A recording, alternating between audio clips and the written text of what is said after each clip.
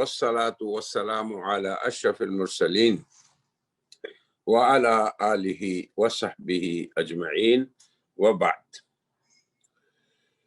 یہ ہماری چوتھی مجلس ہے آج 2 دسمبر کو، اور جامعہ اشرفیہ جو ہماری مادر علمی ہے اس کے توسط اور اس کے انتظامات سے ہم کر رہے ہیں۔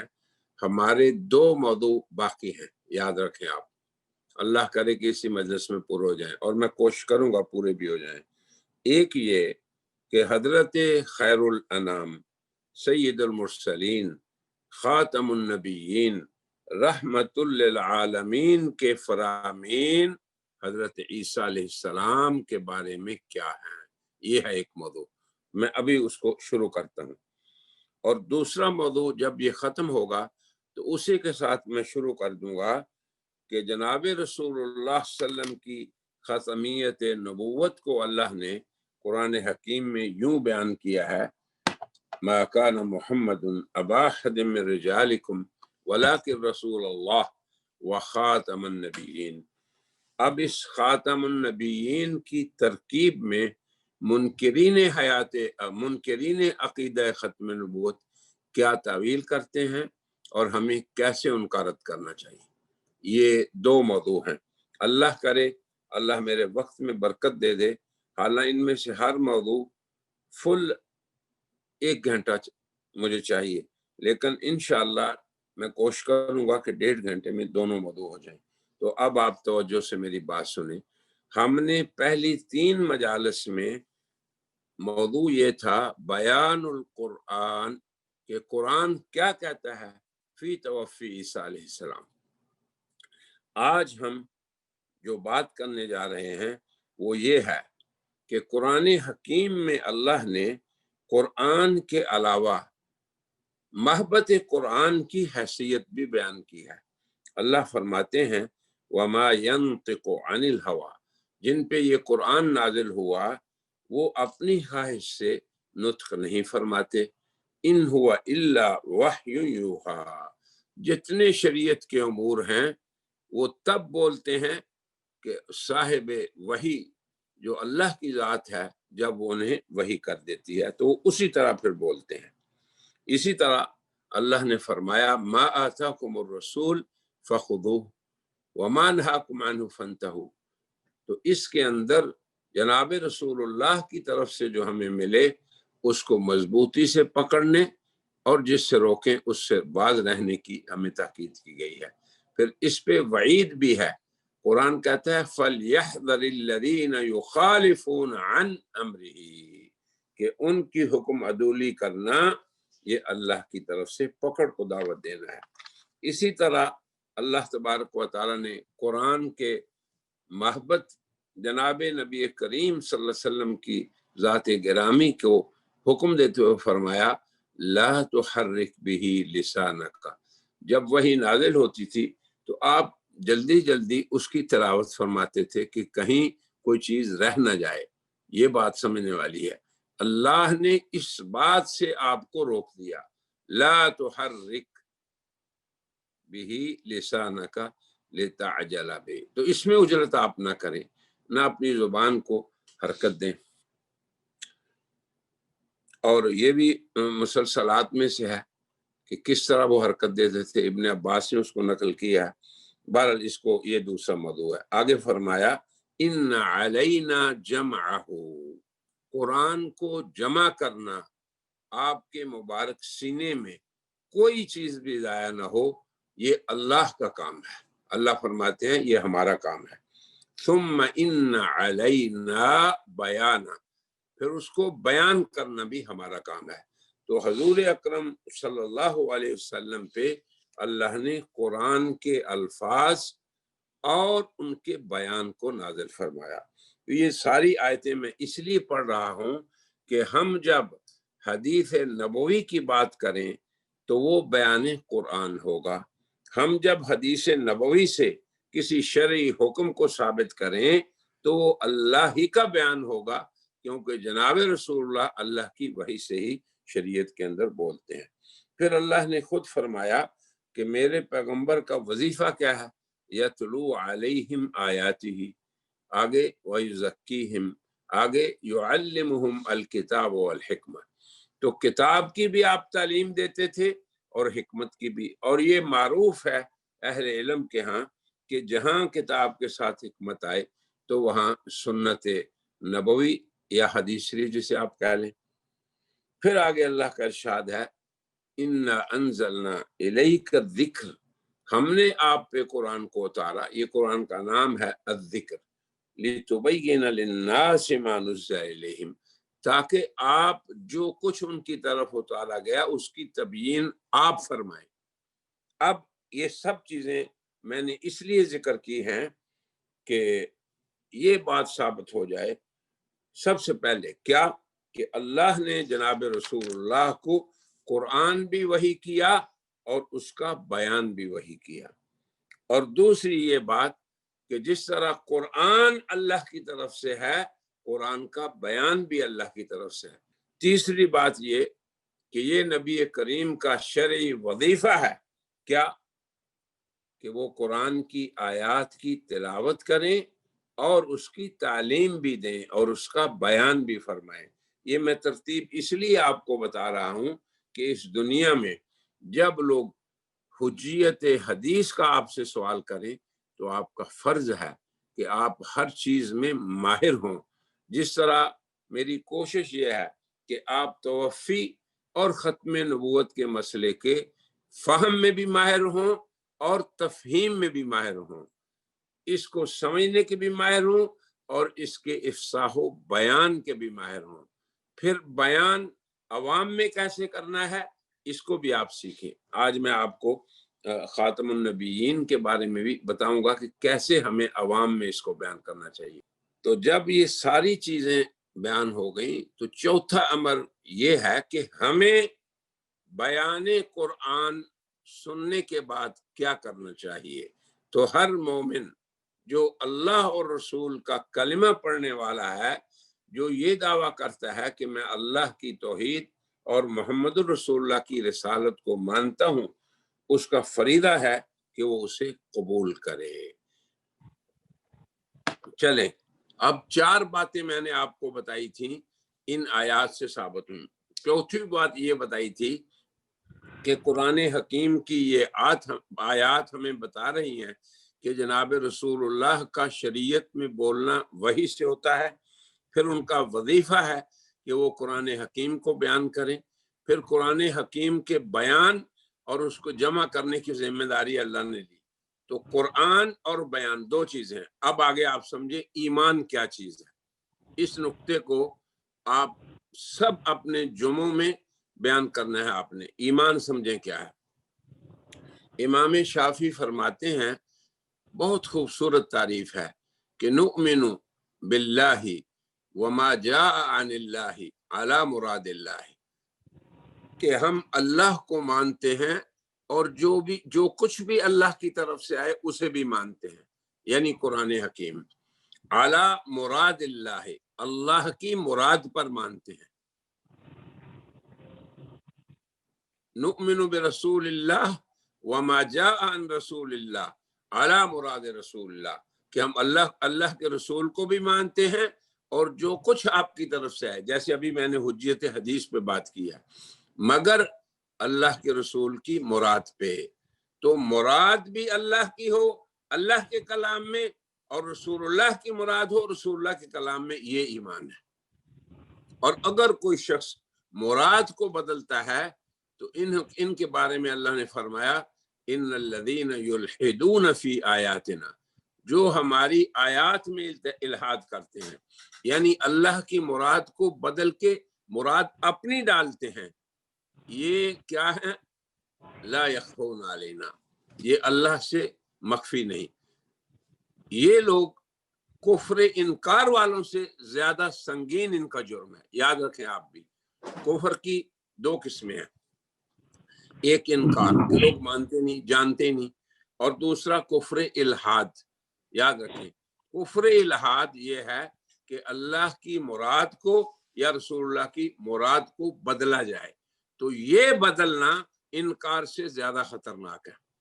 अब आप समझ गए इस बात को। تو कादियानियत कुफ्र इनकार नहीं करते, वो कहते हैं जी यही कुरान है हमारा, यही सुन्नत है, यही बुखारी शरीफ है, मगर वो किसके मुर्तकिब हैं? कुफ्र इल्हाद को। तो कुफ्र इल्हाद के लिए मेहनत ज्यादा करनी पड़ती है। आपका भी काम आपको बताऊं क्यों, कि उसमें कुफ्र इनकार में कोई मेहनत नहीं, आपने कुरान की आयत बता दी और उसका माना बता दिया, ये बात खत्म हो गई। लेकिन इल्हाद वाले में क्या ज्यादती होती है, इसको समझे।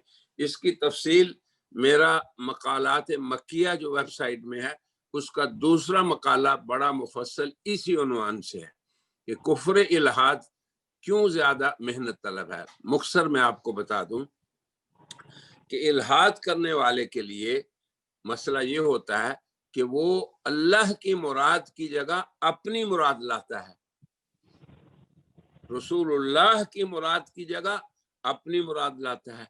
और दूसरी बात जो मैं आपको खुले दिल से कहूं कि वो मुराद भी ऐसी होती है जो अट्रैक्टिव होती है, जज़ाब होती है, याद रखें आप, यानी लोग उसे कबूल भी कर लेते हैं।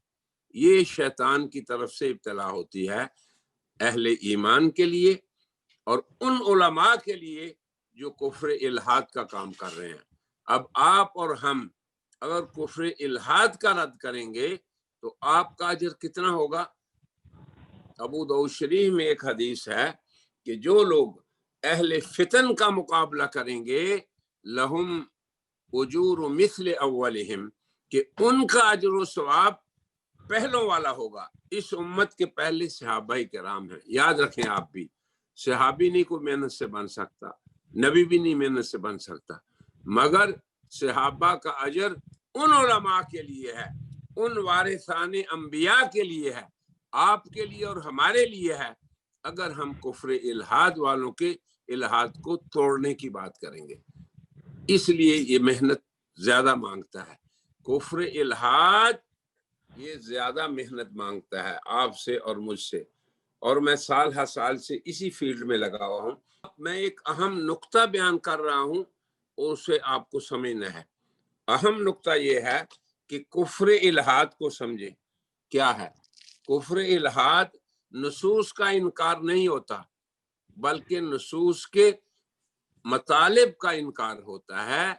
और जुल्म यह है कि अल्लाह रसूल के मुराद की जगह वो नई मुराद लाते हैं। कितना बड़ा खतरनाक काम है। इस खतरनाकी को आप समझे कि हम लोग जो इस फील्ड में काम कर रहे हैं और आप लोग, कितना अजीम शान काम है। इसीलिए अल्लाह के रसूल ने फरमाया कि इन लोगों का अजर मिस्ल अव्वलिहिम, सहाबा की तरह है।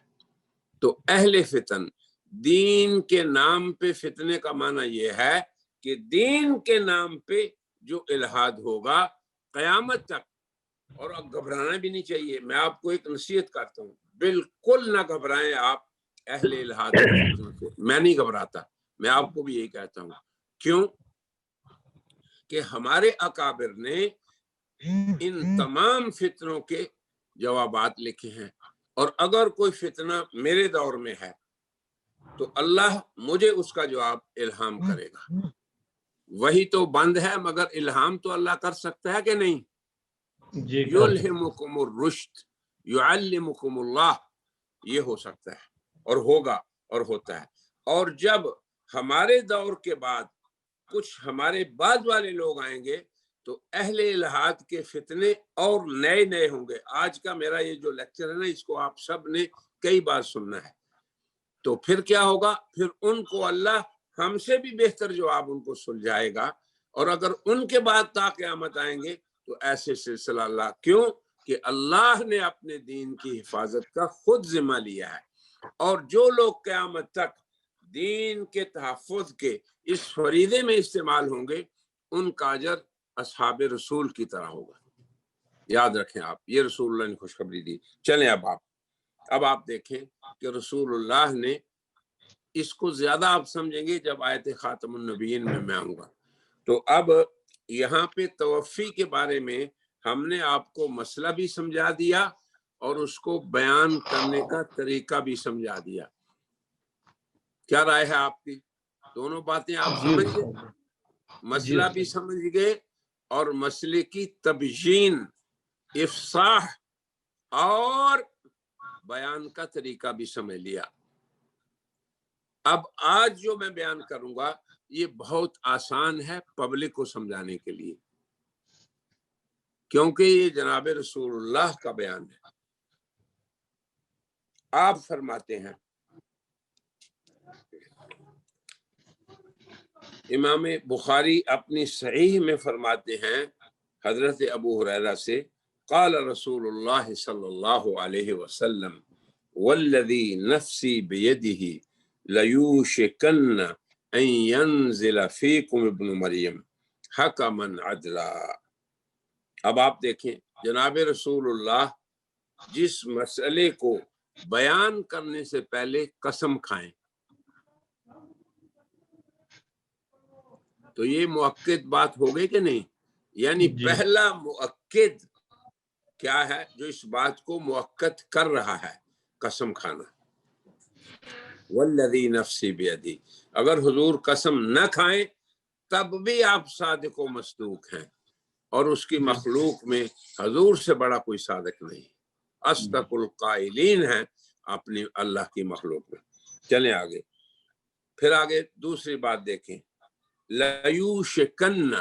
اب دیکھیں لام مفتوحہ فعل مضارع سے پہلے جب آتی ہے تو وہ بھی ایک مؤکد ہوتا ہے۔ لام مفتوحہ مضارع پر جب آئے تو اسے لام تاکید کہتے ہیں۔ یہ تو پڑھا ہوا ہے نا آپ نے نحو میں یا صرف میں؟ جی استاد جی پڑھا ہے، بالکل پڑھا ہے۔ چلیں آگے، تیسرا مؤکد دیکھیں، نون ثقیلہ ہے یا نہیں؟ تو نون ثقیلہ بھی مؤکدات میں سے ایک ہے۔ تو حضور اکرم صلی اللہ علیہ وسلم اپنے کلام کو 3 مؤکدات سے مؤکد کر رہے ہیں، اور کلام کیا ہے؟ ینزل فیکم ابن مریم، یعنی نزول عیسیٰ علیہ السلام کو بیان کر رہے ہیں، اور یہ حدیث بخاری شریف میں ہے۔ تو جب نزول حضور صلی اللہ علیہ وسلم نے یوں بیان کیا تو نزول کس کا ہوتا ہے؟ جس کا اس سے پہلے رفع ہو چکا ہو، اور اگر مرفوع ہونے کے بعد وہ مر گیا تو نزول کے کس لیے ہوگا؟ جی بالکل، ساری چیزیں ثابت ہو گئی۔ چلیں آگے، آگے فرمایا کہ جب وہ اتریں گے تو ایک حاکم کے طور پہ دنیا میں اتریں گے۔ یہ پوری کائنات کا بالغ کون ہے؟ اللہ۔ اللہ، اور اللہ کی بادشاہت زمین سے شروع نہیں ہوتی، قرآن میں کہیں نہیں للہ ملک الارض والسماوات، جہاں بھی اللہ کی ملکوت کا بیان ہوتا ہے کہاں سے آغاز ہوتا ہے؟ بولیں آسمان سے، کہاں سے؟ آسمان سے، ملک شاباش، السماوات، ملک السماوات والارض۔ یہ اس لیے دیکھو آج جو میں آپ کو بتاؤں گا یہ بالکل آسان طریقہ ہے پبلک میں بیان کرنے کا۔ دنیا کی یہ سرزمین، کہیں جناب علی پاکستان کی حکومت ہے، پھر حکومت کا فلاں صدر ہے، فلاں وزیر اعظم ہے، کہیں زمین کے کونے میں افریقہ ہے، کہیں امریکہ ہے، کہیں انگلینڈ ہے، کہیں عربستان ہے، لیکن آسمان کے کسی کونے میں بتائیں کسی مخلوق کی یا بڑے بادشاہ کی یا چھوٹے بادشاہ کی ہے کوئی حکومت کہ کوئی آدمی یہ دعویٰ کرے کہ آسمان کا جو حصہ امریکہ کے اوپر ہے وہ امریکہ کا ہے یہ بات؟ نہیں ہے، بالکل نہیں ہے۔ تو وہ اللہ کے پورے، علامہ اقبال بھی کہتے ہیں یہ فکر آپ کی ہونی چاہیے، ہر ملک ملک ماست کہ ملک خدائے ماست۔ ایک دائی کو اس سرزمین پہ اس طرح دعوت دینی چاہیے کہ یہ میرے رب کی زمین ہے اور میں اس کے رسول کا نمائندہ ہوں، یہ ہے آپ کا مقام۔ کل ایک بہت خوبصورت سوال دارالعلوم کراچی کے ایک بزرگ نے مجھ سے کیا تھا، آپ نے سنا تھا نا وہ سوال بھی؟ جی استاد جی، وہاں بھی میں نے اپنے درس میں یہی کہا تھا کہ تمہاری ذمہ داری یہ ہے کہ تم وارثان انبیاء ہو، وارثان خاتم النبیین نہیں، تمام انبیاء کے وارث ہو۔ اس کے اندر بھی ایک حکمت ہے، مجھے یاد کرانا کہ میں آپ کو یہ سمجھاؤں. کل میں نے نہیں سمجھایا تھا. جب انہوں نے مجھے سوال کیا آج آپ بھی سمجھ لیں جو میں نے ان کو جواب دیا. میں نے کہا, انہوں نے کہا جی حضرت شیخ الاسلام تو کہتے ہیں میں تو طالب علم ہوں, میں تو یہ ہوں, میں تو وہ ہے آخری بندگی کا مقام. اور اس سے پہلے بندگی کا مقام کیا ہے کہ ہم سمجھیں ہماری ذمہ داری کیا ہے. بالکل. وراثت نبوت کو ادا کرنے والے ہی متواضع ہوتے ہیں. مفتی تقی صاحب یہ کہہ سکتے ہیں کہ جی ہم تو بالکل ضعیف ہیں, مگر ہم اور آپ اگر کہیں کہ ہم کچھ بھی نہیں تو یہ کم چوری نہیں آپ میں ہونی چاہیے. آپ یہ کہہ دیں کہ ہم چوکیدار ہیں, ہم سپاہی ہیں, اور ہم انبیاء کے وارث ہیں کہ ہمیں اس سرزمین پہ, اس دھرتی پہ اللہ کی بات کرنی ہے. کرتے کرتے کرتے کرتے ایک وقت آئے گا کہ آپ یہ کہیں گے کہ ہم کچھ بھی نہیں. یہ مقام ہے بزرگوں والا. اور جو پہلی بات ہے وہ کمچوروں والی بات نہیں کرنی آپ نے کہ جی ہم کچھ بھی نہیں, کہ ہم کچھ نہیں کر سکتے. یہ بے ہمتی کی بات آپ میں نہیں ہونی چاہیے.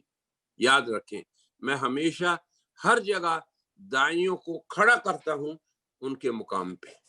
جب میں اوپر لے جاتا ہوں تو پھر نیچے گرنے بھی نہیں دیتا ہوں اللہ کے فضل سے.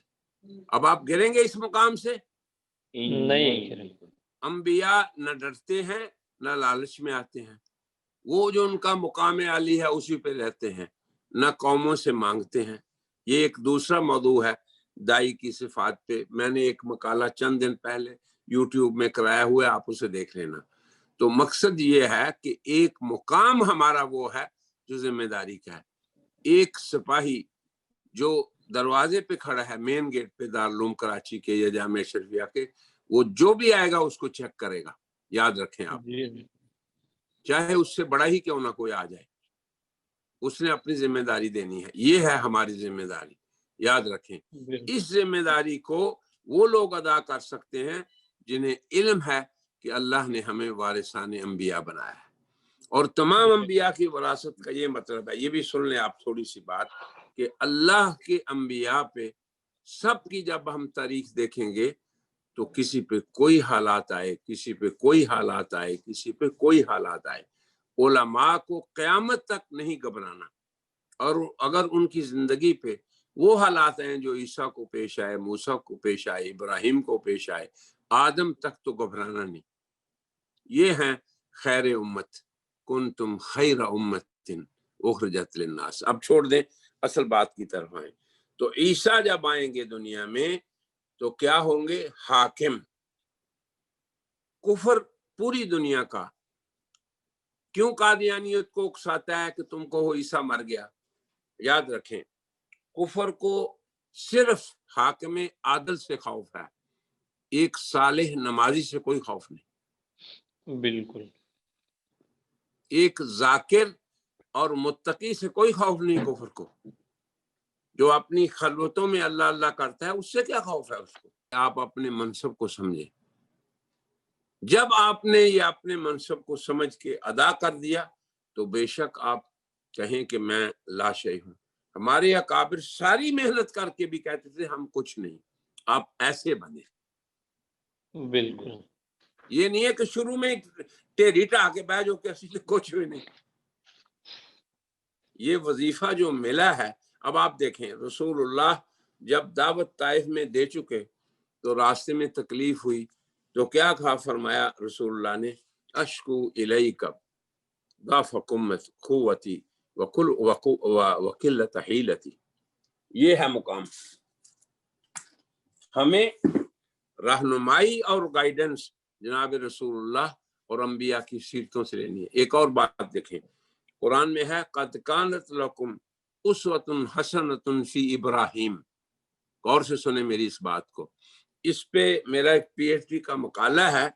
اس آیت پہ میں نے یہاں سے آغاز اس میں کیا ہے, وہ بھی چھپا نہیں, کہ اللہ نے یہ فرمایا کہ تمہارے لیے ابراہیم میں اسوہ حسنہ ہے, رسول اللہ کے ہوتے ہوئے.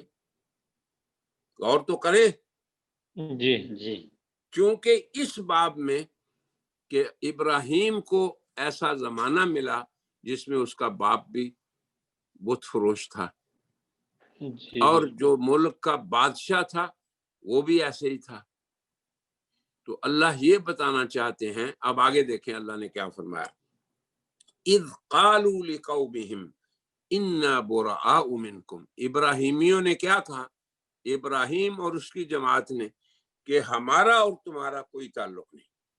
یہ پہلی بات ہے جو اہل ایمان کو، اہل کفر کو بتانا ہے کہ ہم اور کفر کا نظام، ان کا کوئی جوڑ نہیں۔ یہ بہت مشکل کام ہے۔ کفرنا بکم، ہم تمہارے کافر ہیں، یہ ہے عین ایمان۔ مومن پورے کفر کے نظاموں کا کافر ہے۔ وَبَدَا بَيْنَنَا وَبَيْنَكُمُ الْعَدَاوَةُ وَالْبَغْضَاءُ أَبَدًا، ہمارا اور تمہارا کیا ہے رشتہ؟ دوستی کا نہیں، حَتَّى تُؤْمِنُوا بِاللَّهِ وَحْدَهُ، عداوت کا ہے، اور حتیٰ کہ تم ایمان لے آؤ۔ اب دیکھو یہ ابراہیم کا ذکر کیوں ہوا اس باب میں، یہ ملت ابراہیمی پہ ہیں ہم، یاد رکھیں یہ بھی۔ تو اس لیے علماء کی ذمہ داریاں بہت زیادہ ہیں۔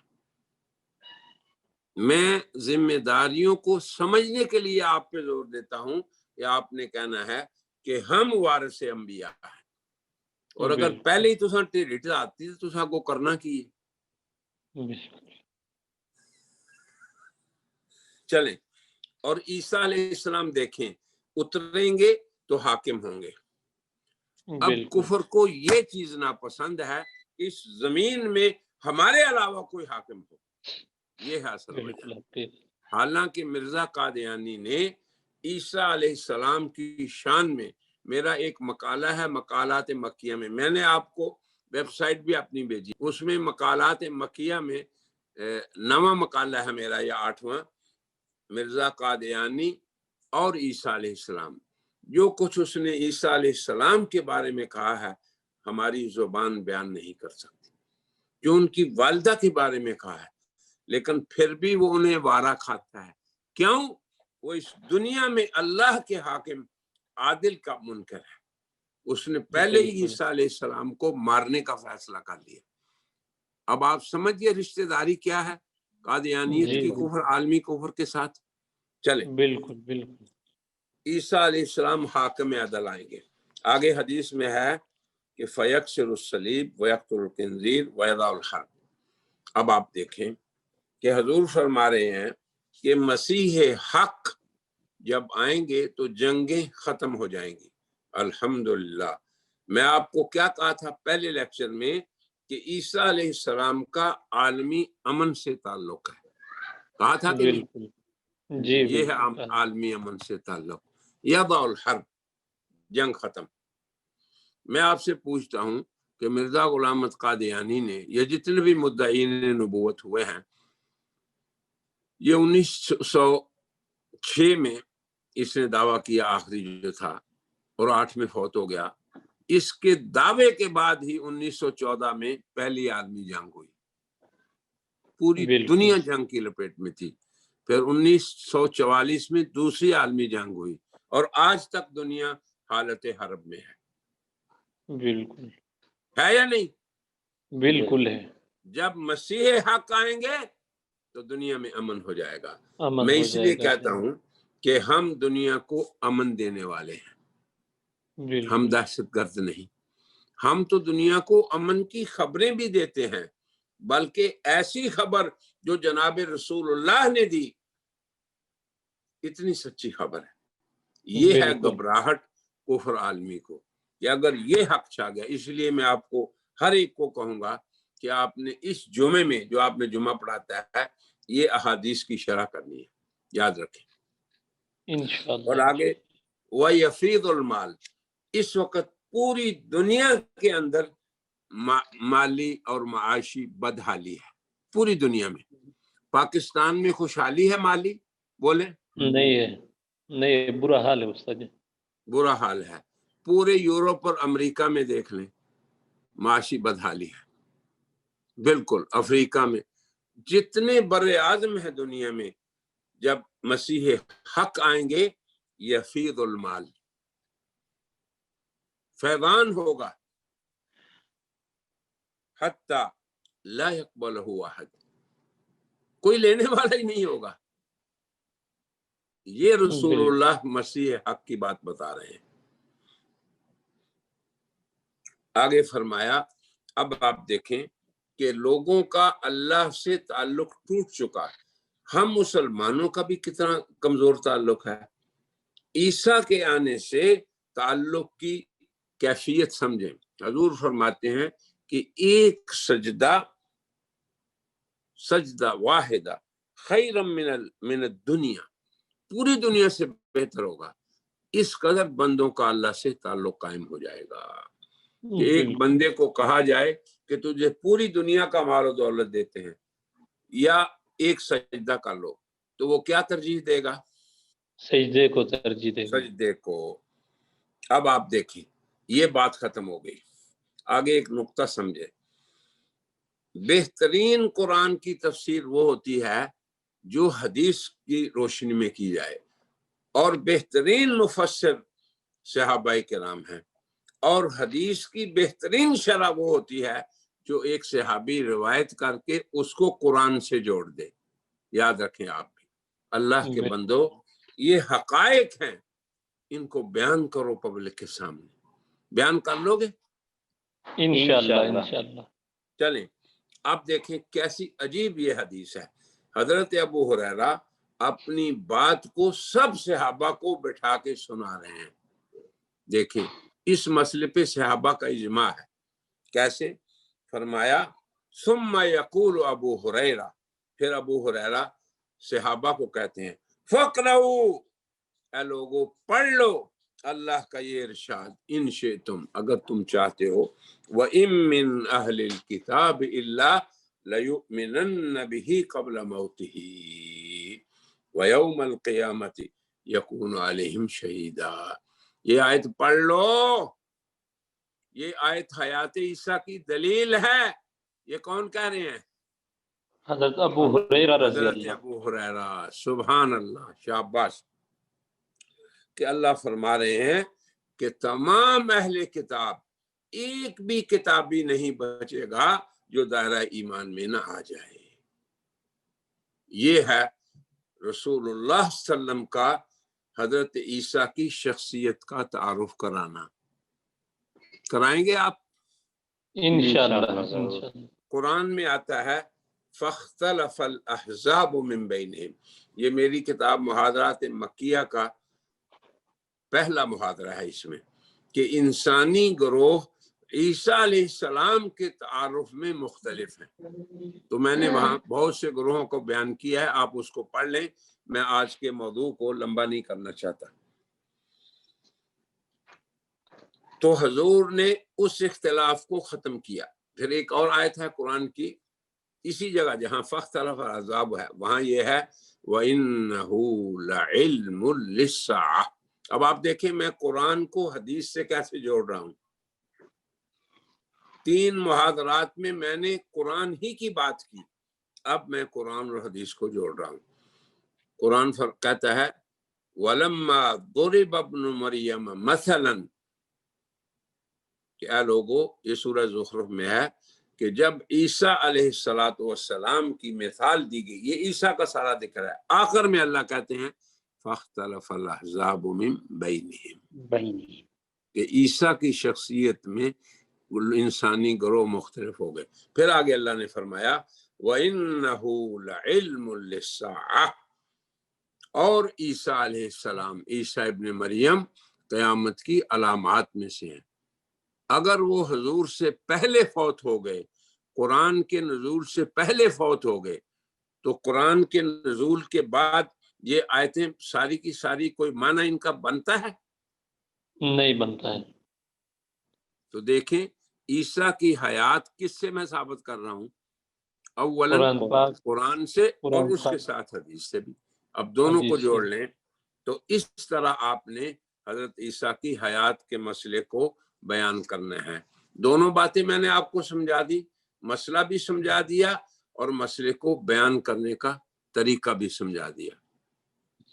मौलाना ज़करिया साहब, अगर आज आप दरस में हैं یا ہمارے جو ساتھی کینیڈا کے ہیں وہ اگر وہ آج درس میں ہیں اور ان کے 2-3 علماء، تو آپ سوچ لیں کہ آپ بھی اگلے جمعے میں اپنے کینیڈا اور امریکہ میں اسی مسئلے کو بیان کریں، اور مزید بھی میں آپ کو 1-2 دن بعد خصوصی درس دے دوں گا آپ سب ساتھیوں کو، تاکہ آپ ان چیزوں کو مسلمان امت کے سامنے ہی نہیں بلکہ پوری انسانیت کے سامنے بیان کریں کہ عیسیٰ علیہ السلام کی شخصیت کا پوری انسانیت سے تعلق ہے، کیونکہ وہ جناب رسول اللہ کی شریعت کو ہی دنیا میں گلوا دلانے کے لیے کوشاں ہوں گے، اس لیے ان کی محنت بھی ساری انسانیت کے لیے ہوگی، اور میری اور آپ کی محنت بھی کس کے لیے ہونی چاہیے؟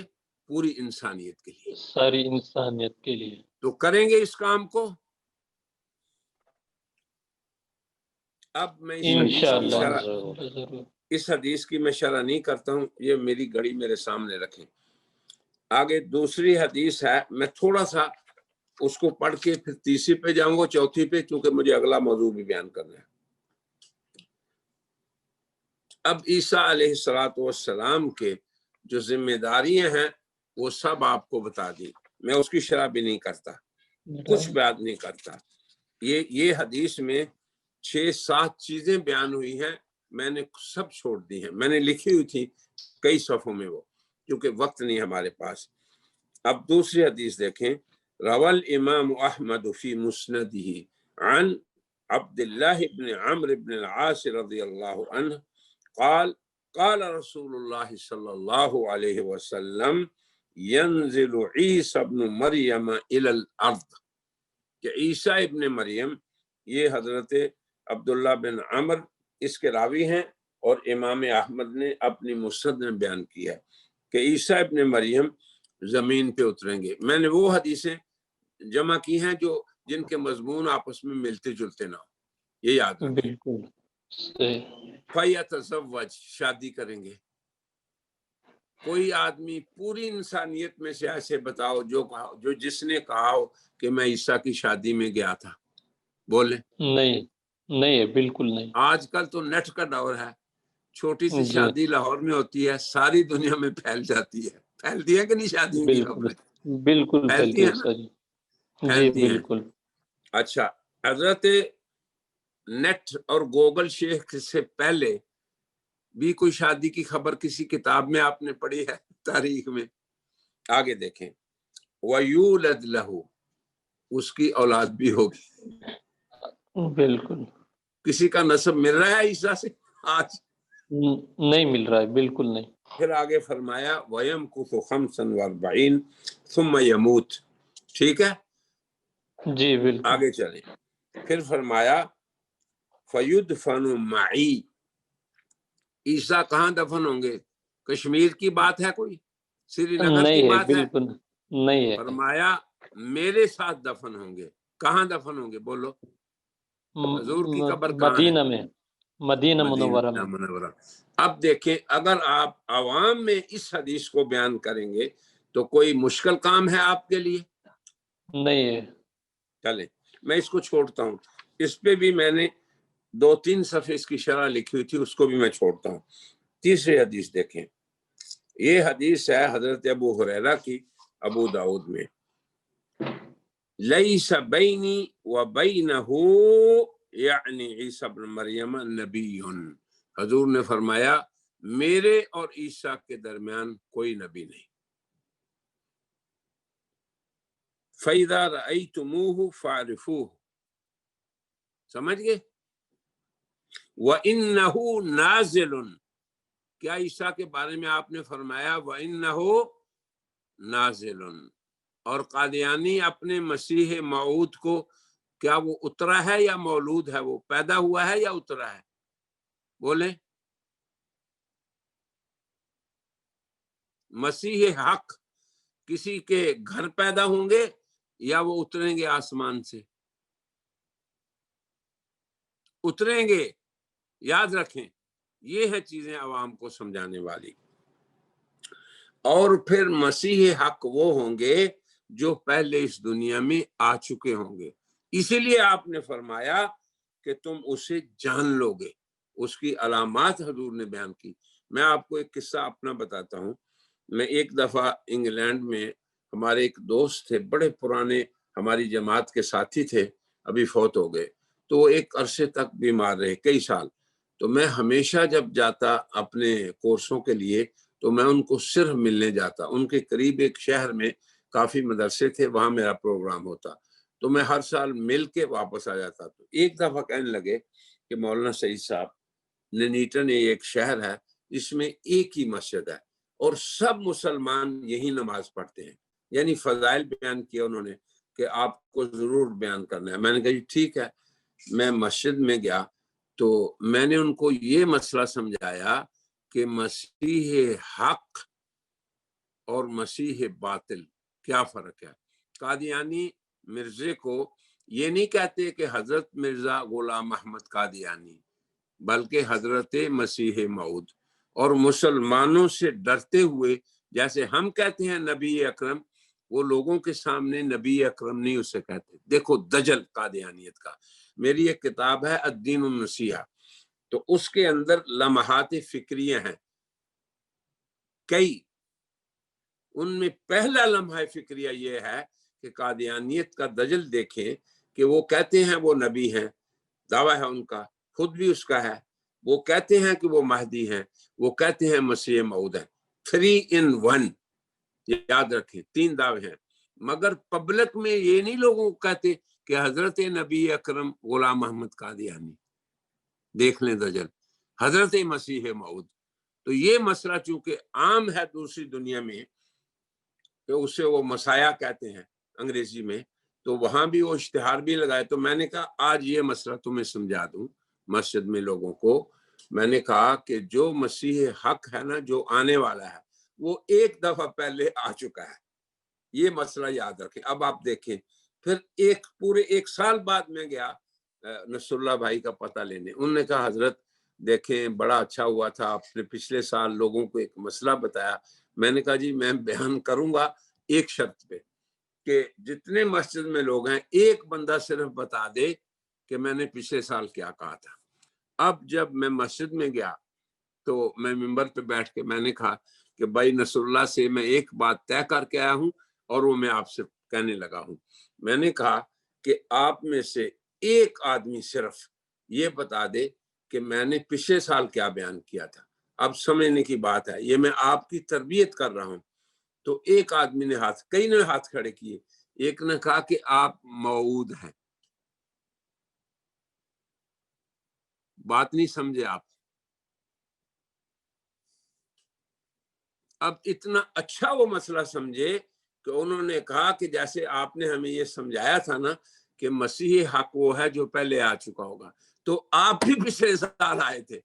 یعنی مجھے اتنی خوشی ہوئی کہ ان لوگوں نے مسئلے کو یاد بھی رکھا اور سمجھ بھی گئے. یہ میں آپ کو ایک قصہ اپنا اس مسئلے میں بتایا، ایک اگلے مسئلے میں بتاؤں گا. تو ہماری قوم بڑی اچھی قوم ہے. اے علماء کرام، یہ امت خیر امت ہے.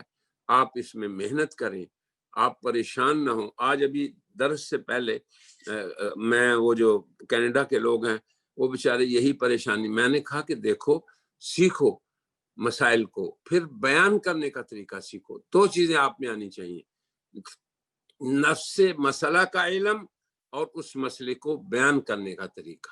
یہ دونوں چیزیں.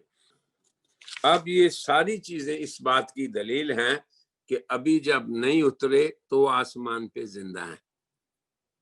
اگر میں اس ایک حدیث کی شرح کروں تو کئی گھنٹے چاہیے، لیکن اتنی بات آپ کو یاد رکھنی چاہیے. اور یہ سارا میں نے عربی میں بھی دیا ہوا ہے، یہ ساری حدیثیں پڑھی ہوئی ہیں اور اردو میں بھی. تو آپ جو میرا چینل ہے ڈاکٹر سعید مکی چینل، اس میں داخل ہو کے اس سے نکال لیں. اس میں میں نے فل یہ پورا لیکچر دیا ہوا ہے اور ساری حدیثیں اور ان کی شرح کی ہوئی ہے. بس آج میں آپ کو صرف نقطے بتاؤں گا.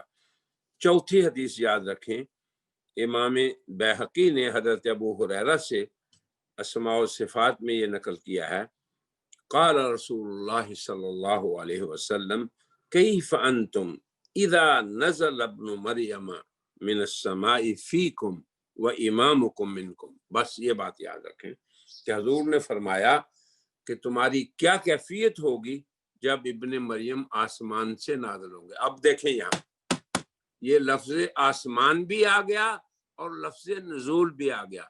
ये कादियानियों की ये कोशिश होती है, अब पूछते हैं जी आसमान का भी लफ्ज़ हो और नुज़ूल का भी हो। ये बता दिया मैंने आपको या नहीं? चलें आगे।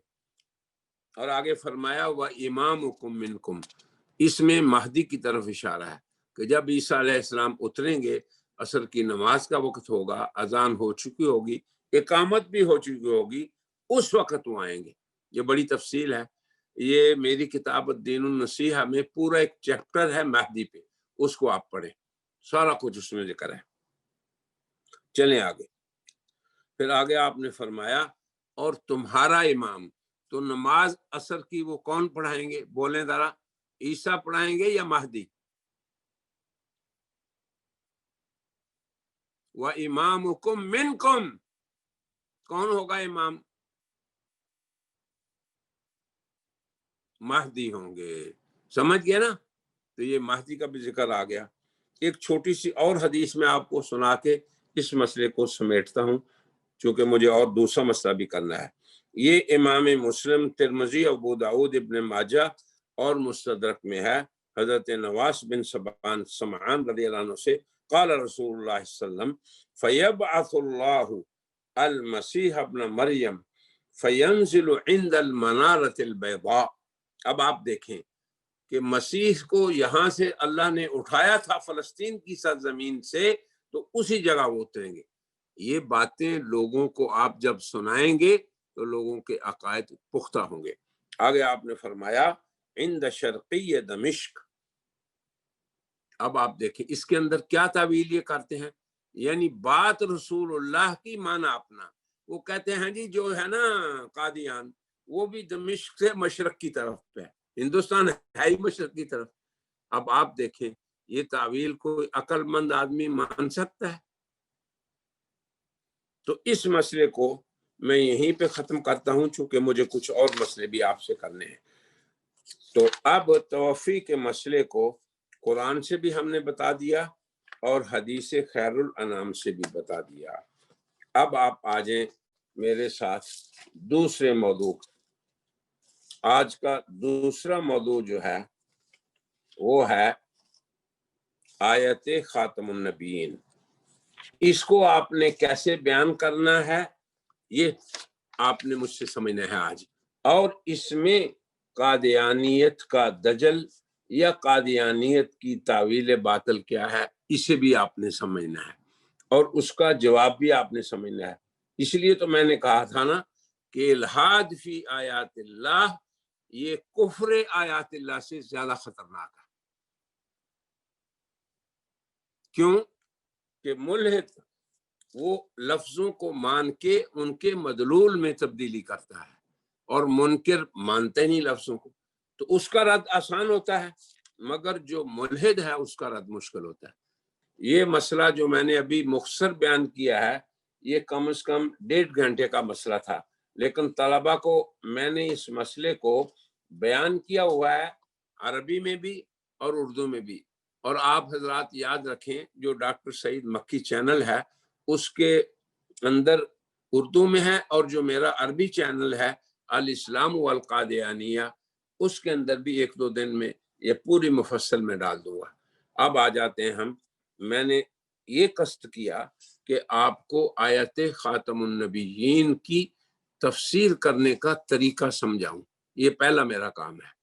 दूसरा काम ये है कि इसके अंदर मुनकिरीन अकीदा खत्म नबूवत का इल्हाद क्या है वो समझाऊं और जवाब क्या है ये समझाऊं। इसके लिए आप तैयार हैं? अब ये जदवल खोल लें, ये सफा खोल लें। ये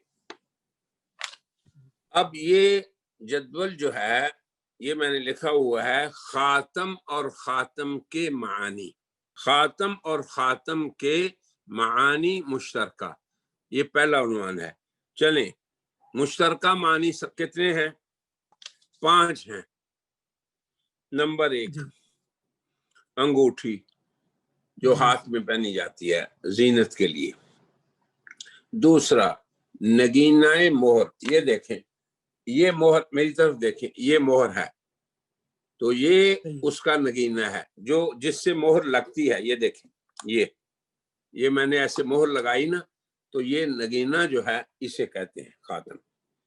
تیسرا، ہر انسان کی جو گدی ہوتی ہے نا، اس میں ایک چھوٹا سا گڑا ہوتا ہے، گدی کا گڑا.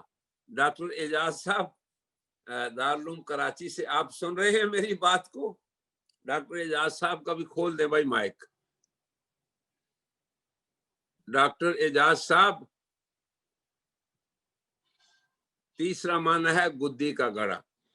چوتھا معنی ہے یہ جو جانوروں کے یا گھوڑوں کے پاؤں ہوتے ہیں یا کھر ہوتے ہیں وہ سفید ہوتے ہیں، تو اس سفیدی کو بھی خاتم کہتے ہیں اور خاتم.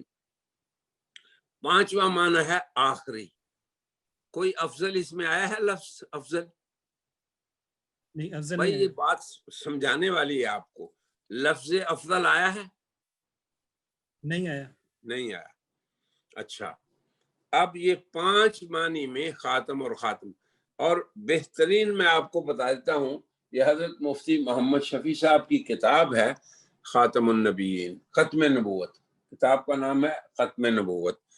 تو حضرت نے اس کے اندر بہت مفصل نقشہ بنایا ہے. میں نے مختصر آپ کو سمجھانے کے لیے نقشہ بنوایا ہے اپنے ٹائپسٹ سے، تو اس کو آپ پڑھ لیں. میں ہمیشہ اپنے اکابر کا بہت قائل ہوں کہ ان کی باتوں کو ہمیں سیکھنا چاہیے اور ان سے سیکھنا چاہیے. تو یہ 5 باتیں مشترک ہو گئیں.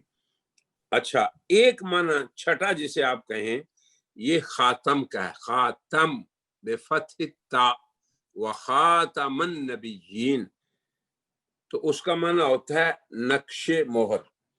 یہ دیکھیں، یہ میری مہر ہے، یہ میری مہر ہے. اب میں نے لگا دی تو مہر میں نے یہاں رکھ دی، تو جو سٹیمپ کا یہاں نشان لگا ہے اسے کہتے ہیں نقش خاتم. یہ کس کا معنی ہے؟ خاتم کا نہیں، یہ خاتم بفتح التاء کا معنی ہے. اور دوسرا معنی جو خاتم کا ہے، خاتم کا نہیں، وہ ہے ختم کرنے والا. ختم یختم فہو خاتم، اسم فاعل. اب یہ 5 مشترک اور ایک خاتم کا خاص، ایک خاتم کا خاص. اب ان میں افضل نہیں آیا. اب سمجھے قادیانیت کیا کرتی ہے. اب آپ دیکھیں، قادیانیت کا ایک ٹی وی اسٹیشن ہے MTA العربیہ، عربی میں ہے وہ، جو 24 گھنٹے چلتا ہے. شاید باقی چینل ان کے 24 گھنٹے نہیں چلتے، اور اس کی وجہ یہ ہے کہ چونکہ یہ اسٹیشن انگلینڈ میں ہے تو عرب پوری دنیا میں ہے. دیکھیں، یاد رکھیں، میں نے شروع میں جو قادیانیت پہ کام کیا عربی میں کیا، اور وجہ اس کی کیا تھی کہ عربی زبان پوری دنیا کے مسلمانوں کی زبان ہے. یاد رکھیں آپ بھی اس نقطے کو، آپ سمجھ لیں. اور حکمت بھی دیکھیں اللہ تعالیٰ کی کہ قرآن عربین ہے. پوری دنیا کے مسلمان عربی جانتے ہیں. بوسنیا ہرسک کے مسلمان ہم ملتے ہیں حج میں، وہ بھی عربی جانتے ہیں، بالکل آپ سے بھی بہتر. روس کی جو ریاستیں ہیں جب آزاد نہیں ہوئی تھی اس وقت بھی یہاں حاجی آتے تھے، وہ اکثر شافعی حضرات ہیں، وہ بھی عربی جانتے ہیں. آپ حیران ہوں گے، چند دن پہلے کوریا کے مفتی ہیں جنہوں نے PhD، وہ مفتی حضرت بنوری کے شاگرد تھے. اب آپ دیکھیں وہاں کوریا میں ابھی ایک آدمی نے قرآن کا بھی ترجمہ کیا ہے، وہ کورین ہے. تو عربی زبان دنیا میں سب سے زیادہ بولی جاتی ہے، اور پورے مسلمانوں کے علماء خطبہ عربی ہی میں خطبہ دیتے ہیں، عربی ہی میں نماز پڑھتے ہیں، عربی قرآن ہی کو پڑھتے ہیں. یہ حکمت ہے کہ میں نے 2010 میں یہ چینل اپنا شروع کیا. ابھی یہ یوٹیوب پہ لوگ پیدا بھی نہیں ہوئے تھے، بہت سے آپ کے ملک کے یوٹیوب پر جو ہیں پیدا بھی نہیں ہوئے تھے یوٹیوب پہ. لیکن میں نے اس کو کوئی بزنس نہیں بنایا، نہ کاروبار. مجھے یہ بھی نہیں پتا تھا کہ سبسکرائب کیوں کراتے ہیں. میرے جو چینل والے لوگ تھے وہ کہتے تھے حضرت یہ کیوں نہیں آپ کہتے. میں نے کہا اس کا کیا فائدہ ہے. اور واقعی آپ حیران ہوں گے، جب 2015 میں آیا تو ہمارے ایک ساتھی ہیں کینیڈا کے بڑے اچھے، انہوں نے کہا حضرت اس کو اردو میں بھی کریں۔ میں نے کہا کہ اردو میں بہت کام ہمارے اکابر نے کیا ہے، دیکھیں میں اپنے بزرگوں کا کتنا احترام کرتا ہوں۔ انہوں نے کہا نہیں، آپ جس تحقیقی انداز سے آج کے دور میں بات کر رہے ہیں ضرورت ہے۔ پھر 16 میں میں نے اردو میں یہ چینل اپنا شروع کیا۔ پھر جب لاک ڈاؤن ہوا تو پھر یہ تیسرا چینل میں نے شروع کیا، جس میں کرونا وائرس کی دہشت سے رحمت للعالمین کی رحمت کی طرف میں نے لوگوں کو کھینچا، اور اس کے اندر آج تک میں رحمت للعالمین کی رحمت للعالمینی ہی بیان کر رہا ہوں۔ اکثر مضامین یہ ہیں، پھر رمضان آ گیا، رمضان سے متعلق، حج آ گیا، حج سے متعلق، اور آج کل ختم نبوت کو متعلق، لیکن اکثر آپ کی رحمت للعالمین ہے۔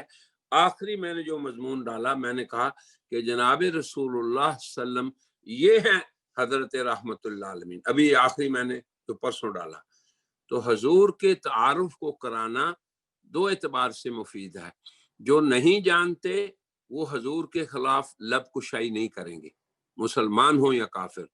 میں یہ سبب بتا رہا تھا کہ میں نے عربی کیوں اختیار کی، حالانکہ میں انگریزی بھی جانتا ہوں، اور میرے ساتھ انگریزی کام کرنے والے بہت زیادہ ہیں، میرے شاگرد ہیں۔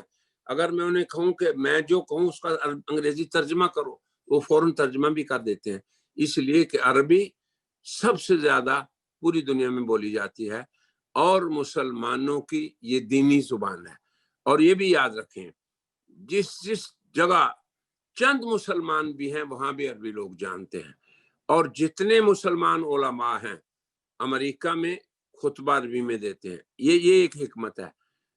اور میں اس باب میں کب آیا؟ جب یوٹیوب پر ابھی بہت سے پیدا بھی بولو نہیں ہوئے تھے، معروف، میں نام نہیں لیتا، اب کافی ہو گئی ہے بات، لیکن آپ حیران ہوں گے کہ میں نے سبسکرائب کرنے کی نہ دعوت دی اور نہ ہی میں کہتا تھا، اور واللہ مجھے پتہ بھی نہیں تھا کہ سبسکرائب کرنے کا فائدہ کیا ہوتا ہے۔ میں حلفاً آپ کو کہہ رہا ہوں، میں نے اپنے ان 2 چینلوں کو ابھی چند دن پہلے سبسکرائب کیا، میں نے خود، چونکہ وہ لڑکے کہتے تھے کہ حضرت آپ ہماری بھی قدر نہیں کرتے۔ اب آپ سمجھ گئے۔ تو یاد رکھیں آپ کہ عربی یہ اختیار کرنے کا، لیکن اس کو انداز میں نے جو اختیار کیا وہ آج کے دن کا تھا۔ اب آپ دیکھیں، میں نے خود پہلے میں عربی چینل سنتا، یہاں سے میں نے بات شروع کی تھی جو ان کا MTA ہے، پھر میں مقالہ لکھتا۔ اب جو میں نے سنا آج بھی وہ محفوظ ہے، مگر وہ جو کہنے والا تھا وہ میرا بھائی آج مسلمان ہے، میرے ساتھ ہے۔ اب میں نام نہیں اس کا لوں گا تاکہ اس کی بدنامی نہ ہو، وہ آج میرے ساتھ ہے، اور بہت سے وہ عرب الحمدللہ بھی میرے ساتھ کام کر رہے ہیں۔ تو وہ کیا کہہ رہے تھے یہ سمجھو بیٹا، اور اس کا جواب میں نے آپ سے پوچھنا ہے۔ وہ کہہ رہا تھا عربی میں، عربی چینل میں وہ کہہ رہا تھا کہ الخاتم مشترک بین الافضل والاخیر، خاتم اور خاتم کے 5 معنی مشترک ہیں۔ اب مشترک کون ہوتا ہے؟ اب مجھے آج آپ کو اصول فقہ بھی پڑھانی پڑے گی۔ مشترک وہ ہے کہ جس کے وضعی معنی ایک سے زیادہ ہوں، اسے مشترک کہتے ہیں۔ تو اب وضعی معنی جو ہیں یہ 5 ہیں: انگوٹھی، نگینہ مہر، بدھی کا گڑا، کھر کی سفیدی آخری۔ ان میں افضل آیا ہے؟ نہیں، اس لیے یہ دجل ہے۔ اور اس دجل کو وہ بیان کیسے کرتے ہیں یہ سنیں۔ وہ کہتے ہیں یہ ایسے ہی ہے جیسے کوئی یہ کہے کہ مولانا سعید صاحب خاتم المدرسین، مولانا فضل الرحیم صاحب خاتم المحدثین، مولانا اپنے کون ہے خطیب آپ کا بڑا، اس کا نام لو، مولانا طارق جمیل خاتم الخطبہ، آگے بولتے جاؤ، مولانا فضل الرحمان خاتم السیاسین۔ نہیں سمجھے بات کو؟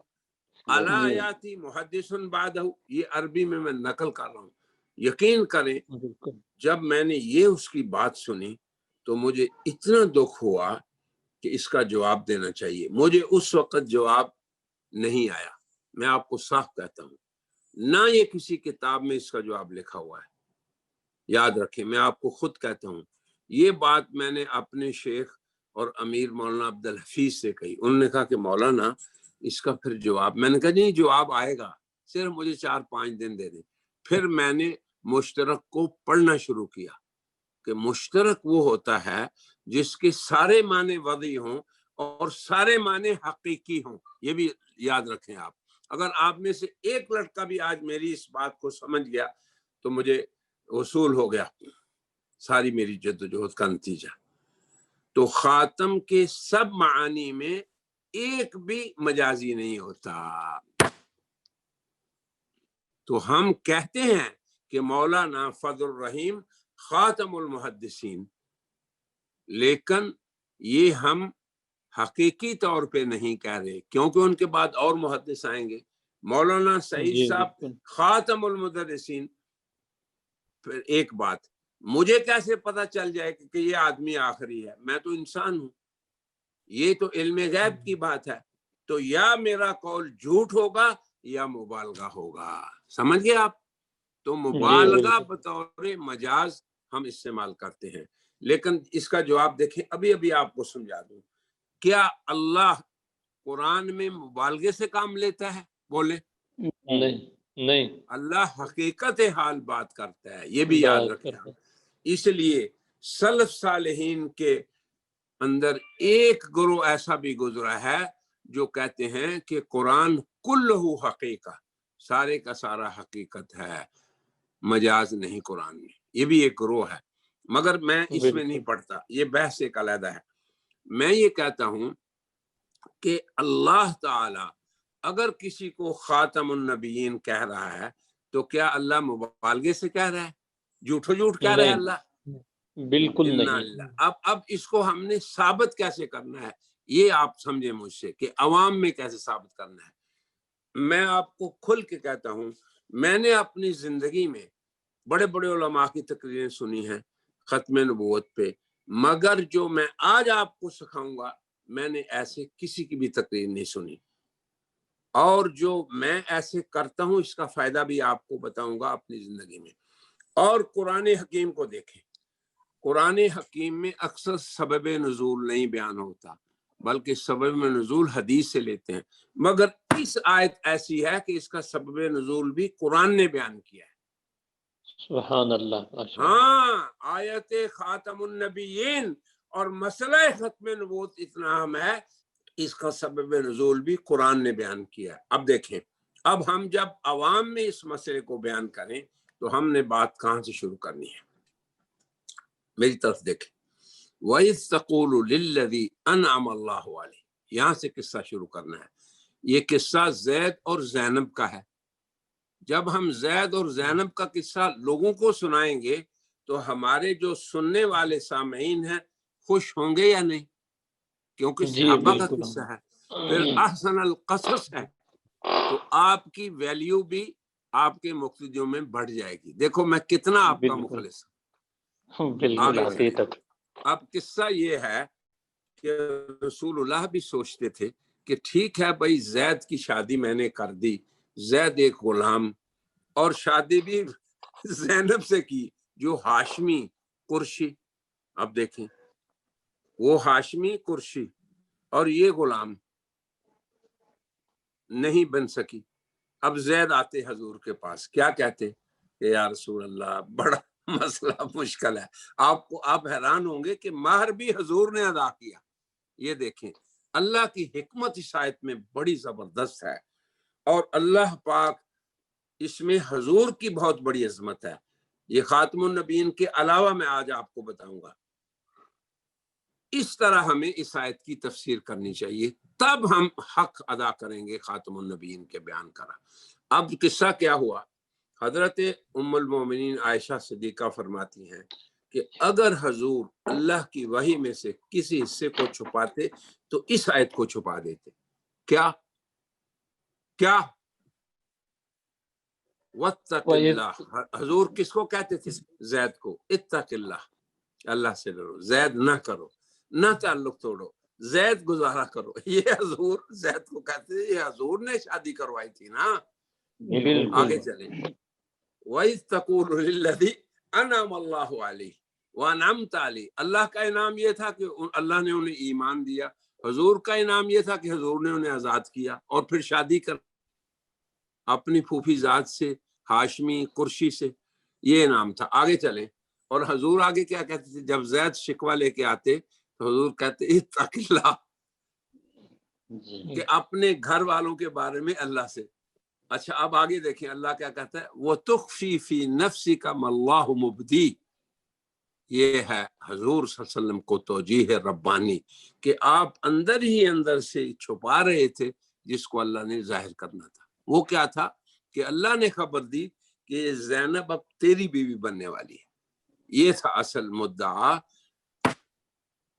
اب جب تیری بیوی بنے گی تو قریشی کیا کہیں گے کہ محمد تزوج من حلیلۃ ابنہ، یہ ہے، یہ تھا جو حضور صلی اللہ علیہ وسلم۔ اب آپ دیکھیں اللہ کیا چاہتے تھے، اللہ تبنی کی رسم کو ختم کرنا چاہتے تھے، مگر یہ جرت میں آپ کو صاف بتاؤں، یہ جرت صرف اللہ کے سب سے بڑے بندے محمد رسول اللہ میں تھی اور کسی میں نہیں تھی۔ جاہلیت کی رسموں کو توڑنا مولوی نہیں توڑ سکتے، اپنے گھروں میں رسموں کو توڑتے ہو تم لوگ گھروں میں؟ نہیں، بالکل نہیں۔ جاہلیت کی رسم کو سب سے اللہ کا نیک بندہ، اعبد الناس واتقى الناس، جناب محمد رسول اللہ توڑ سکتے تھے۔ نہ چاہتے ہوئے بھی اللہ نے شادی کرائی، اللہ نے کہا انکحناک، کہ ہم نے یہ نکاح کیا ہے، پھر شادی ہو گئی۔ اب یہ سارا قصہ جب آپ بیان کریں پھر آگے دیکھیں اس آیت کو، اب آپ کو آیت سمجھ آئے گی۔ ما کان محمد ابا، یہ کہنے کا کیا مطلب ہے؟ اب آپ کو سمجھ میں آ گئی کہ اے ظالموں تم یہ کہتے ہو کہ اس نے اپنے بیٹے کی شادی بیوی سے شادی کی ہے۔ ما کان محمد، کبھی کسی مولوی سے آپ نے سنا نہیں کہ محمد کو اللہ فرما رہے ہیں ان کے بارے میں، اے لوگو وہ تو کسی مرد کے باپ ہے ہی نہیں، اس کا کیا تعلق ہے ختم نبوت سے؟ اصل میں اس کا شان نزول اس سے ایک بڑا گہرا تعلق ہے کہ جناب محمد رسول اللہ کے مقام ابدیت کو اللہ بتا رہے ہیں کہ انہوں نے اتنا عظیم الشان کام کیا جو کوئی بندہ نہیں کر سکتا تھا، اور تبنی کی جاہلیت کو کس نے، رسم کو کس نے توڑا؟ بولو، حضور صلی اللہ علیہ وسلم نے، اور کوئی نہیں توڑ سکتا تھا۔ اس لیے فرمایا ما کان محمد، تم کہتے ہو کہ اس نے اپنے بیٹے کی بیوی سے شادی کی، اس لیے تو اس کا تو بیٹا ہی کوئی نہیں۔ بالکل، اب سمجھ میں آیا؟ جی الحمدللہ، جزاک اللہ، بہت مزہ ہے۔ آگے چلیں، ولیکن رسول اللہ، آگے دیکھیں، لیکن ہے اللہ کا رسول۔ تم ظالموں کہتے ہو اس کا نام مٹ جائے گا، یہ تو پوری امت کا باپ ہے، رسول ہے۔ النبی اولا بالمؤمنین من انفسہم وازواجہم امہاتہم، نبی اپنی امت کا باپ ہوتا ہے، اور باپ بھی کیسا ہے؟ وخاتم النبیین، جس کی نبوت آخر تک رہے گی۔ اب خاتم کا معنی یہاں کون سا جچے گا، افضل یا آخری؟ بولو، آخری۔ میرا خیال یہ ہے کہ اس پہ تو میں بہت لمبی کلام کر سکتا ہوں، لیکن آپ سمجھ گئے تو اس آیت کے اندر نفی کی علت سمجھ آ گئی آپ کو؟ ما کان محمد، نفی کیوں آئی ہے؟ شان نزول کی وجہ سے، شان نزول کی وجہ سے۔ اور لیکن یہ استدراک کے لیے ہے۔ لیکن کیوں آیا؟ وہ لیکن ہوتا ہے اس مقدر وہم کے دفع کے لیے جو کلام سے آتا ہے۔ کلام سے کیا آیا کہ اگر اس کے بچہ نہیں ہے تو یہ ویسے ہی ختم ہو جائے گا، نام ہی نہیں مٹے گا۔ تو فرمایا لیکن، یہ تصور نہ کرنا کہ اس کا نام مٹے گا، یہ ہے لیکن کا معنی۔ ہمارے حضرت مولانا ادریس صاحب فرمایا کرتے تھے بل، یہ بھی تلوار ہے لیکن بھی تلوار ہے کہ نہیں تلوار؟ بالکل بالکل۔ اب دیکھو بیٹا، جب بھی آپ خاتم النبیین کی آیت بیان کریں تو یہ شان نزول بیان کریں۔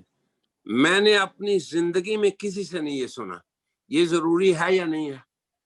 ضروری ہے، بہت ضروری ہے۔ اب قادیانی جب خاتم النبیین کے نام پہ بیعت کرتے ہیں، بیعت میں کہتے ہیں بیعت کرتا ہوں میں حضرت مرزا مسرور صاحب کی، جناب محمد رسول اللہ خاتم النبیین ہیں، تو کیا وہ خاتم النبیین صاحب ختم نبوت والے کے مدلول پہ اس کا مدلول مانتے ہیں یا اپنا ڈالتے ہیں؟ الحاد فی آیات اللہ کرتے ہیں.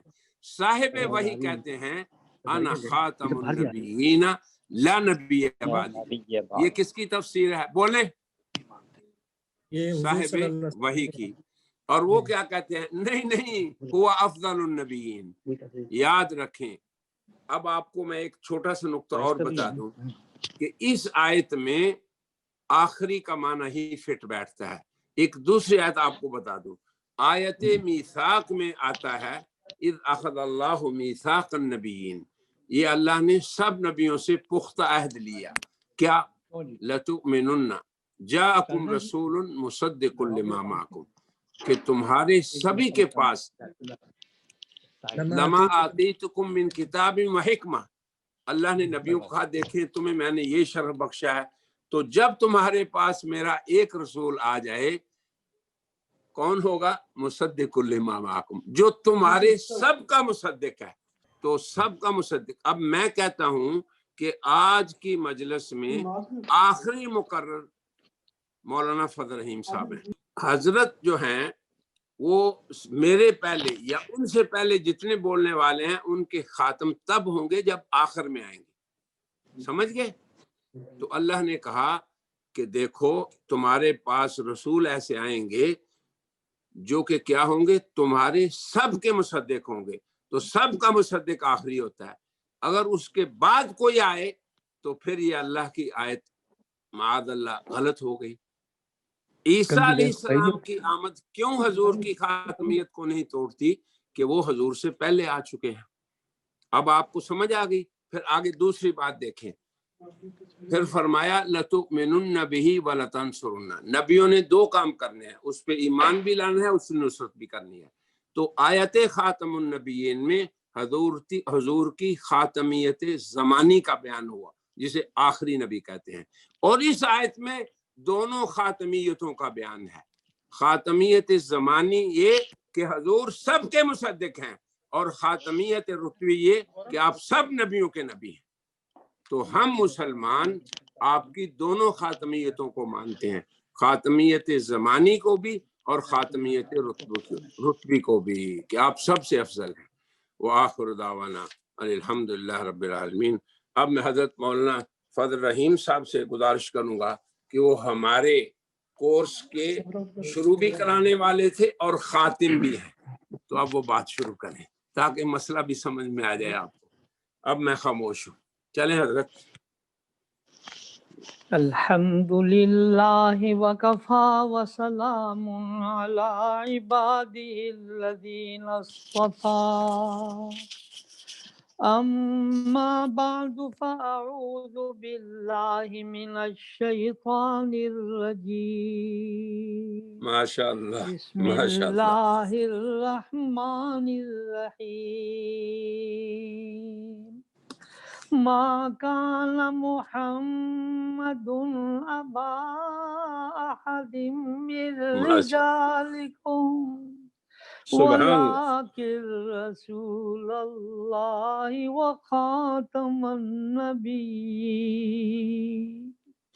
ولكن رسول الله وخاتم النبيين. ماشاء اللہ ماشاء اللہ ماشاء اللہ ماشاء اللہ ماشاء اللہ. وخاتم النبيين. وكان الله بكل شيء عليما. صدق الله العظيم وصدق رسوله النبي الكريم. اللهم صل على سيدنا ومولانا محمد وعلى آل سيدنا ومولانا محمد وبارک وسلم. میرے انتہائی محبوب محترم حضرت ڈاکٹر قاری سعید احمد عنایت اللہ صاحب، میں آپ کو کیا بتاؤں کہ اللہ تعالیٰ آپ سے عقیدہ ختم نبوت کے بارے میں، رد قادیانیت کے بارے میں، احقاق حق کے بارے میں، ساری دنیا کے اندر جو اللہ جل شانہ آپ کا خیر پہنچا رہا ہے، میں رب کعبہ کی قسم کھا کر کہتا ہوں اتنی بڑی سعادت آپ کو مل رہی ہے، ساری دنیا پر آپ نگاہ ڈالیں تو اس کی مثال کم نظر آئے گی جو اللہ جل شانہ آپ سے اس بیماری میں، اس تکلیف میں، بیت اللہ کے پڑوس میں بیٹھ کر جو آپ لوگوں کا عقیدہ صحیح کر رہے ہیں، میں اس اللہ کی قسم کھا کر کہتا ہوں جس کے قبضے میں ہماری جان ہے، انشاءاللہ العزیز ہمارا ایک ایک لمحہ اتنا قیمتی آپ نے بنا دیا ہے،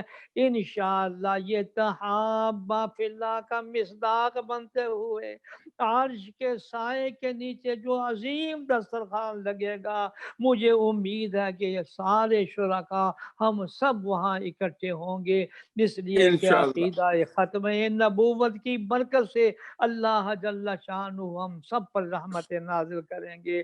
ڈاکٹر صاحب میری مؤدبانہ عاجزانہ درخواست ہے کہ آپ بیمار بھی ہیں، ضعیف بھی ہیں، کمزور بھی ہیں، لیکن آپ کو اللہ نے جو ہمت قوت عطا فرمائی ہے جناب رسول اللہ صلی اللہ علیہ وسلم کے صدقے اور وسیلے سے، میں درخواست یہ کروں گا کہ آپ آئندہ ہمت کر کے اس پروگرام کی پھر دوبارہ جب آپ توسیع کرنا چاہیں تو اطلاع کریں، میں انشاءاللہ العزیز ذاتی طور پر دنیا بھر میں رہنے والے مسلمانوں کے دلوں پر دستک دوں گا کہ خدا کے لیے خود بھی بیٹھیں، گھر والے بھی بیٹھیں، بچے اور بچیوں کو بھی بٹھائیں۔ میں آپ کو بتلا نہیں سکا، میں نیو یارک میں تھا، وہاں پر بہت سارے اسی طرح کے لوگ آگے، انہوں نے آ کر میں وہاں انہوں نے طرح طرح کے سوالات شروع کر دیے۔ میں کہتا ہوں کہ جس وقت ان کے سامنے یہ حقیقت واضح ہوئی کہ حضرت صلی اللہ علیہ وسلم کے براہ راست شاگرد صحابہ کرام رضوان اللہ تعالی علیہ مجمعین نے جو دین سمجھا اور قربانیاں دی اس عقیدہ ختم نبوت پر، اس سے بڑھ کر ہمارے لیے کیا ہمارے پاس کوئی دلیل ہوگی، اس سے بڑھ کر ہمارے پاس اور کیا ثبوت ہوگا؟ تو میں ڈاکٹر صاحب آپ کو دل کی گہرائیوں سے مبارکباد بھی پیش کرتا ہوں، درخواست بھی کرتا ہوں کہ یہ سلسلہ اسی طرح موت تک جاری رہے انشاءاللہ العزیز۔ جامعہ اشرفیہ تو ہے ہی ہے، میں کہتا ہوں سارے احباب جو مرد عورتیں بچے ہیں، میں اکثر کہا کرتا ہوں کہ جب ہم پڑھتے ہیں پہلا کلمہ طیب طیبان پاک لا الہ الا اللہ محمد الرسول اللہ، تو ساتھ ہی بچوں کو یہ عقیدہ بھی بتلا دیا جائے، بچے اور بچیوں کو، کہ حضور صلی اللہ علیہ وسلم کی رسالت کے ماننے کا مطلب یہ ہے کہ حضور اللہ کے آخری نبی ہیں، آپ کے بعد کوئی نبی کوئی نہیں آئے گا، اور جو دعویٰ کرے نبوت کا ذلی ہو بروزی ہو، وہ متفقہ طور پر وہ مسلمان سے اسلام سے باہر ہے۔ تو میری درخواست یہ ہوگی کہ یہ سلسلہ آئندہ بھی جاری رکھیں، انشاءاللہ ہمیں اللہ جنت میں بھی اکٹھا کر دیں گے حضور کے ساتھ۔ ایک آدھا منٹ مجھے دیں مولانا، میں نے آج ایک منٹ، آپ 5 منٹ نہیں بس آپ بھی تشریف رکھیں، آپ بھی، میں نے آج سوچا تھا کہ آخر میں ان کو ایک مسلسل کی اجازت دوں گا جو مسلسل بالمحبہ ہے، اولی کی میں نے ان کو اجازت کل دے دی تھی۔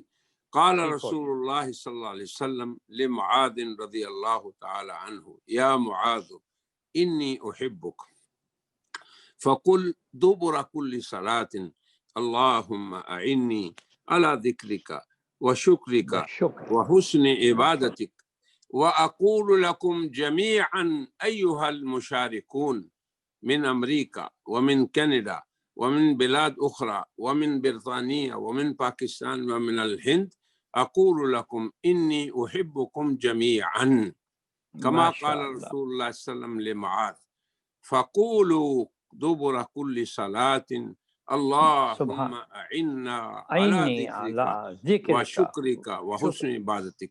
یہ مسلسل بالمحبہ ہے، اور حضرت ہمارے مولانا فضل رحیم صاحب اور میں اس میں ایک استاد میں شریک ہے، حضرت کو بھی یاد آ گیا مولانا یاسین فادانی. تو یہ میں اس کی آپ سب کو اجازت دیتا ہوں. حضرت ماشاء اللہ، واہ واہ واہ واہ. اور میں آپ سب سے محبت کرتا ہوں. اگر میں نے آپ کو کوئی بیچ میں تھوڑی تنبیہات کی تو صرف وہ بھی محبت کی وجہ سے کی. آپ کا بڑا حق ہے شیخ سعید، بڑا حق ہے، بڑا حق. تو اب حضرت کی دعا پہ ہم سب اکٹھے ہوئے تھے. آپ کو یاد ہے نا کہ ہمارے حضرت محبوب ہیں، ہمارے محبوب العلماء والطلاب ہیں، اور ان کی دعوت پہ ہم اکٹھے ہوئے. ان کی دعا پہ ہی آج ہم اختتام کرتے ہیں. ایک مسلسل ہے، مسلسل بختم المجلس بالدعاء، اس کی بھی میں آپ کو اجازت دیتا ہوں. ماشاء اللہ ماشاء اللہ. دعا کے لیے ہاتھ اٹھا لیجیے، دعا کے لیے. اللہم صلی علی سیدنا. الحمد للہ رب العالمین والعاقبۃ للمتقین والصلاة والسلام علی سید الانبیاء والمرسلین مولانا محمد وعلی آلہ واصحابہ اجمعین. ڈاکٹر صاحب کی برکت سے ایک دعا یاد آئی مجھے. مکہ مکرمہ میں بیت اللہ شریف کے سامنے آب زمزم نوش فرمانے کے بعد حضرت صلی اللہ علیہ وسلم نے دعا مانگی. میں دنیا بھر میں سننے والے تمام علماء کو اور تمام سننے والوں سے یہ درخواست کروں گا کہ یہ دعا حفظ جان بنائیں، اور وہ دعا یہ ہے: اللہم انی اسألک علما نافعا، اور دوسرا لفظ ورزقا واسعا، اور تیسرا جملہ وشفاء من کل داء. دیکھو مختصر سی دعا. یا اللہ اس علم کی بھیک مانگتے ہیں جو دنیا میں بھی کارآمد ہو، قبر میں بھی کارآمد ہو، اعمال تولے جائیں گے وہاں بھی کارآمد ہو، حوض کوثر پر بھی کارآمد ہو، اور جس پر پل صراط سے گزرے اللہ جی وہاں بھی کارآمد ہو، اور جنت میں داخلے کا بھی ذریعہ بن جائے. اور دوسری دعا کیسا: یا اللہ رزق حلال، کشادہ اور سکون والا رزق عطا فرما.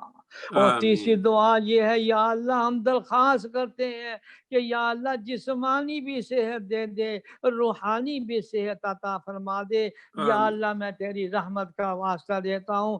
آج میں ڈاکٹر سعید احمد عنایت اللہ کی اس محبت کے صدقے میں تمام سامعین کو جامعہ اشرفیہ کی سرد جو میں ابھی سناتا ہوں، لیکن اس سے پہلے میں ڈاکٹر سعید عنایت اللہ کا میں کس طرح شکریہ ادا کروں کہ مجھے ڈاکٹر فادانی کے پاس میں بھی وہاں گیا، شیخ الاسلام مولانا تقی عثمانی صاحب بھی وہاں گئے، اور وہاں جا کر انہوں نے ہمیں مسلسل بالاولیات کی اور دیگر احادیث کی اجازت لے کر دی. عمر بھر ان کا یہ احسان مجھ پر ہے، اور پھر لکھ کر بھی انہوں نے ہمیں وہاں سے دی ہے.